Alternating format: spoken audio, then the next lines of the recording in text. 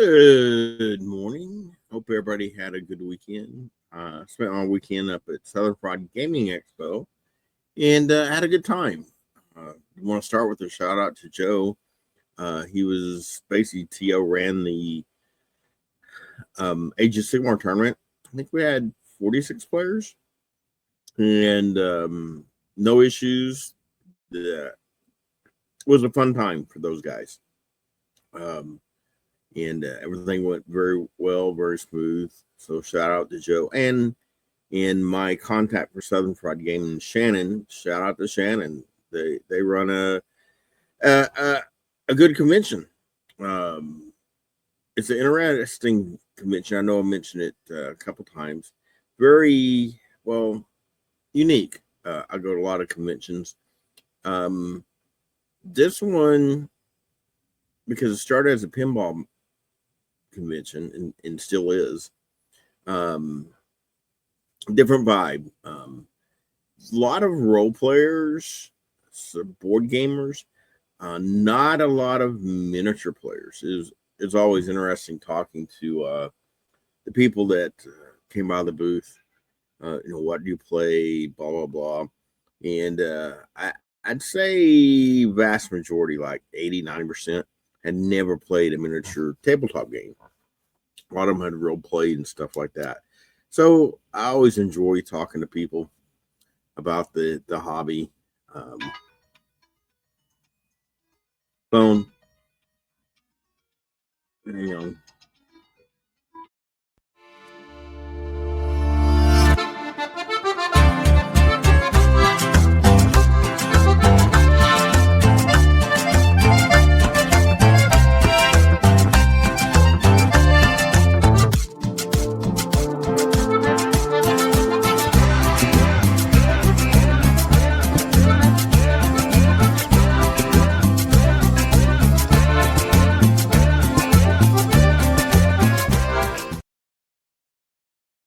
All right, sorry about that. I'm back. I don't know why I clicked wrong, but of course that was a spam phone call. I should have just let it go. Oh well, but talking about Southern Fried, I enjoyed talking to the people about the miniature hobby inside the gaming hobby.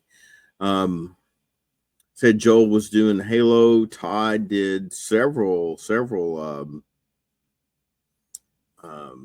games of Trailer Park Apocalypse. Rob did some Conquest, and it's all good, fun time. I know Bad Goblin Games were there. Shout out to them. It's good talking to them, and they want to say kudos to Todd. It seems like just about everybody he ran games from went up. That's the only thing about Southern Fried Gaming is it's really split up. We're downstairs. I call it the dungeon, kind of away from everybody. But Bad Goblins, they were up on the main level, and actually they had the one of I think the best spots for foot traffic. Anyway, Brian said that felt like everybody that had played with Todd came up and bought stuff. So shout out to Todd again, and good stuff. By the way, I bought a bunch of trailer houses for the shop for Trailer Park Apocalypse, and we'll be selling them. But now I guess I'm a trailer park slumlord now. So if you need a trailer house, come see me. Where was I going? It's interesting. Several of the vendors I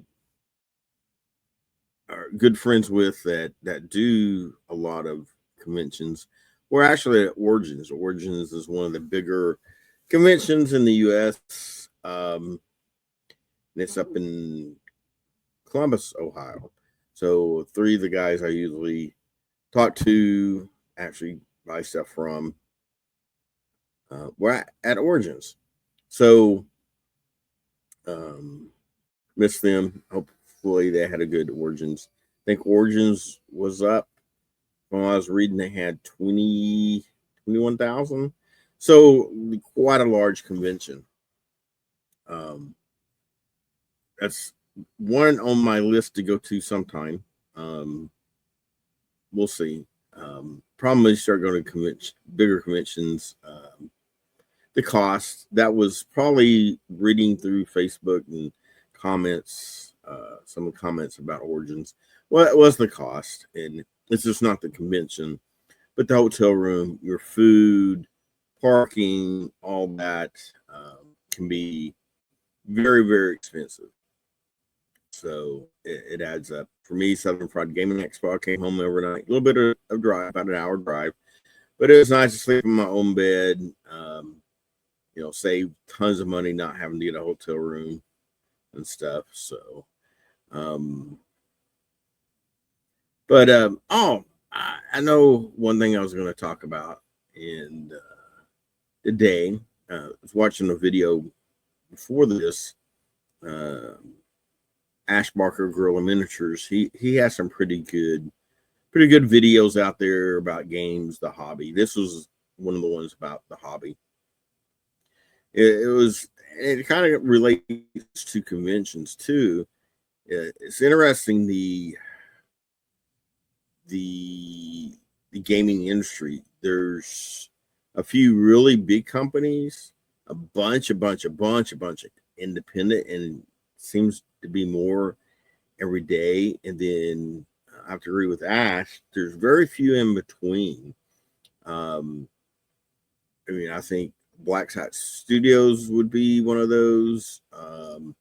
Enemy Spotted, which does Blackout, they're definitely growing. I'd still consider them a smaller one. Bad Goblin Games, my friends there, they're very small, 2-3 people working out of their house. Maybe did a Kickstarter, maybe not, but definitely you consider the mom and pop. Everybody's involved, their friends, family, and tend to go a lot of times to the smaller conventions. Maybe they can afford one big convention. Then it's just interesting. And a lot of companies, and I know I've talked about this, hadn't done it in a while. I think a lot of the mid-size companies, they kind of chase that GW, Games Workshop model, and I think sometimes where they fail.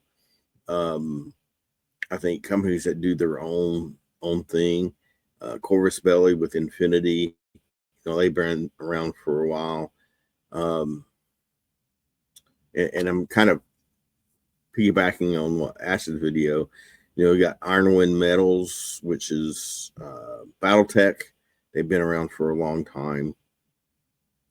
But these companies, I think the small to mid-size that have been around long, they do their own thing.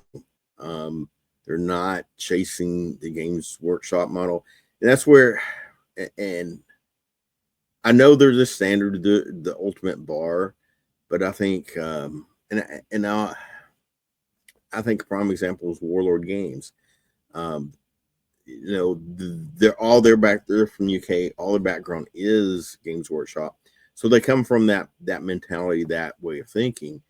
But sometimes I feel like, especially Warlord, if they would just go out and do their own thing, and that's hard to describe, I think they'd actually be more successful.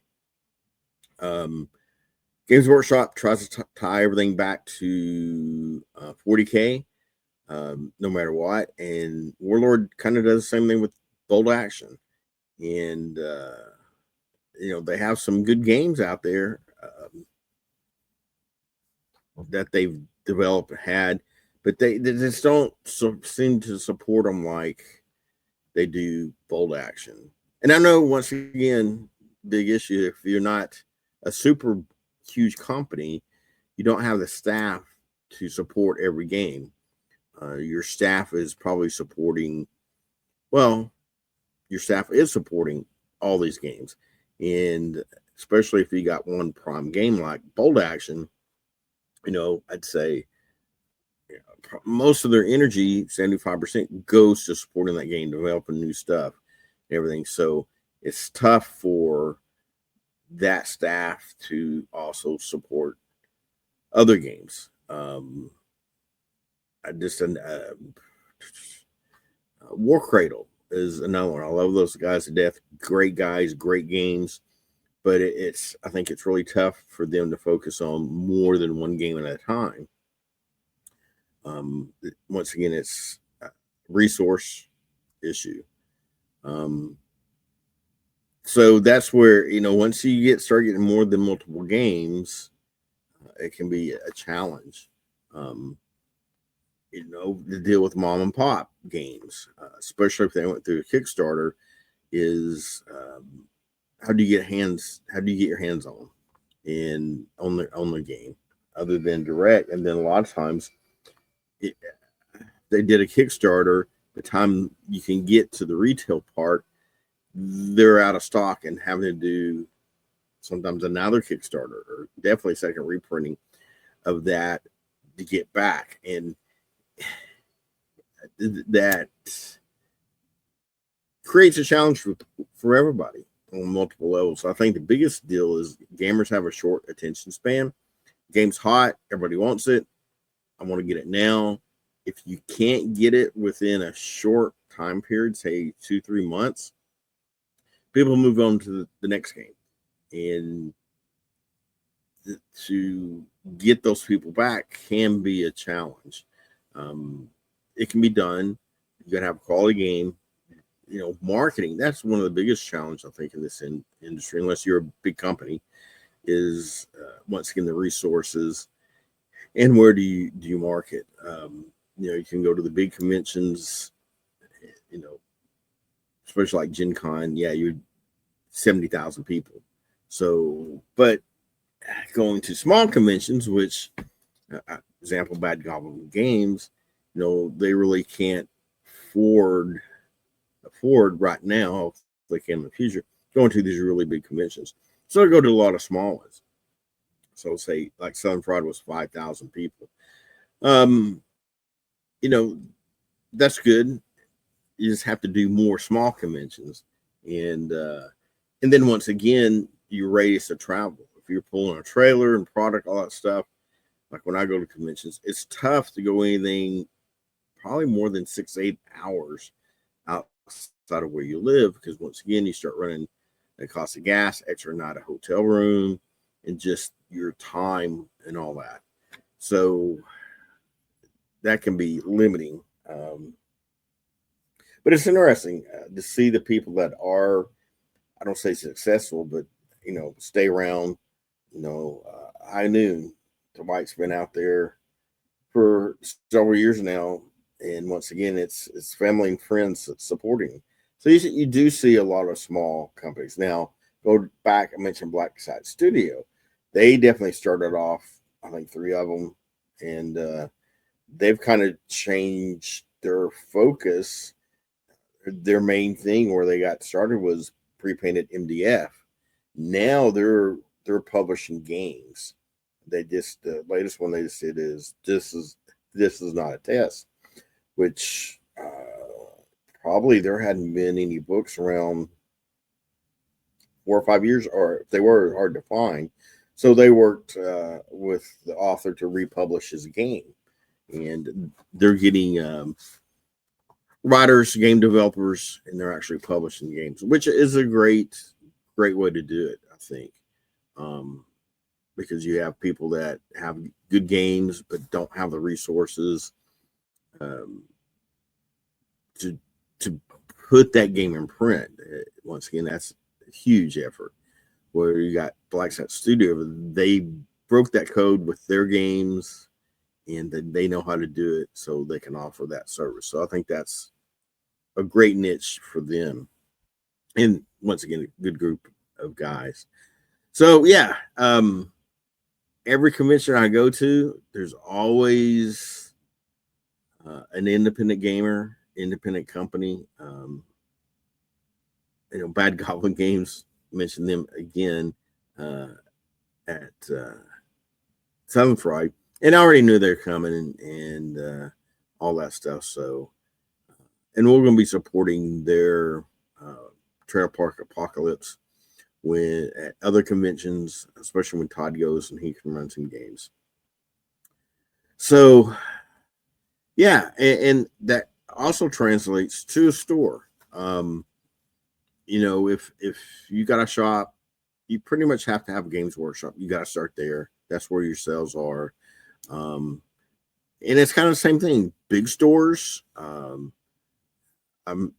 talked to Andrew for a few minutes. He's Level Up Games here in Atlanta. Probably overall, because they got 4 stores, probably the biggest store wise in Atlanta for just space and product. He can carry the weight of buying a bunch of stuff, and he can go in and because of the size and not just floor space and gaming space, that's part of it, but also once again his turnover of cash flow, if you will, is large, and so he can go in and pick games, even go direct to once again a small publisher and carry a large amount of the product. Me, I start with Games Workshop and I want to carry other stuff. I love the independent games, but once again, I just don't have the ability to go in and buy 100 copies of something. Once again, it's a demographics. I don't have that many people down here on the south side of Atlanta compared on the north side. Now, I do go to a lot of conventions. That's where I do get a lot of sales of the independent games I take and demo. Say Trailer Park Apocalypse. I'm doing Fjord Serpents at HistoricCon. So I expect probably to sell everything I take for that out at HistoricCon, because you do sell what you run demos of. And the same way in the store. I need to do personally. Mike does an incredible job of running games. I get, and I'll say I get bogged down of trying to run the store. It's truly the day-to-day stuff. You get stuck behind the computer screen. I need to get out and do more stuff, run more games. There's some great skirmish games I've really gotten to. Moonstone, Arena Rex. That's just 2 off the top of my. I would like to get going maybe one night a week or every other week of getting those games on the table, getting people involved in the games. So, yeah, that once again, when I say this every time I go to convention, my mind is really on overload because you're surrounded by gamers, you're surrounded by new games. I mentioned High Noon. I want to shout out to Ron at 3D Designs. He does 3D. He does MDF. Well, yeah, it's MDF, colored in MDF. He does a lot of Western buildings. He's doing the buildings for High Noon. He lives out on the West Coast. He actually came in and was helping do High Noon stuff this weekend. It was great talking to him. Is once again talking West Coast, East Coast stuff, and in the games he's involved in. He mentioned Pony Wars. I'm sitting there looking at my Pony Wars book right now. He started painting. I got another game to paint. Now, that's a convention game. Not something you're going to sell necessarily at retail shop, but it'd be fun to do at conventions. Another game that it was through my news feed or something on Facebook, is War Master. That's one of my first true loves of gaming, was War Master back in the day. The big, especially over in the UK, following of War Master. Was sending pictures and articles to Mike from the convention, and because he played back in the day, he's got a bunch of stuff. It's like, man, we need to get this back on the table. So, and in fact, I printed out some army list right here to look at. So yeah, it goes back to too many games, not enough time. So yeah, I always have to. Usually about Wednesday is when I'll go, okay, what really stuck from the convention? Good stuff, bad stuff. I've already noticed some stuff I'd like to do different, things I like to do better, and some things I need to continue to change. The good thing, a lot of these conventions I'm doing third, fourth, fifth, sixth time, I can get some pretty good data on what I sell. The customers there said the Southern Fraud Gaming is not a miniature expo. We're trying to work on that, but so selling a lot of miniatures is not going to happen. But do I sell a lot of dice and other stuff? You bet. I'd say 75% of my sales were probably dice bags, dice trays, stuff like that. But anyway, and as you can probably tell, I always get excited, re-energized after all conventions. My mind, even as I'm talking about, I'm thinking about new stuff I need to want to talk about, or just go back and look at. My next big convention is Historicon. I'm definitely excited. My first Historicon. I'm actually running Wars of Oz and Fjord Serpents, like I mentioned, and actually a little nervous because while it's not a huge convention, it is the biggest historical convention in the U.S. So it's like expectations. Oh no, and it's only 3 weeks away. So I've got to. In fact, today I got to order some product, Wars of Oz stuff. I'm probably going to be taking Monument Paint stuff. Got to work out logistics and all that. So yeah, that's probably what I'll finish in the rest of the day is thinking about what I'm going to take, logistics. I need to get the orders in the next couple days to make sure I do have product, because even though it's 3 weeks away, it's 2.5 because we have to leave. We'll leave early, so we'll be leaving, I guess, on a Tuesday for that convention. Well, anyway, this is true. Once again, after convention rambling. Yeah, that's basically what it is. And once again, check out I'll probably post a link in this to that video.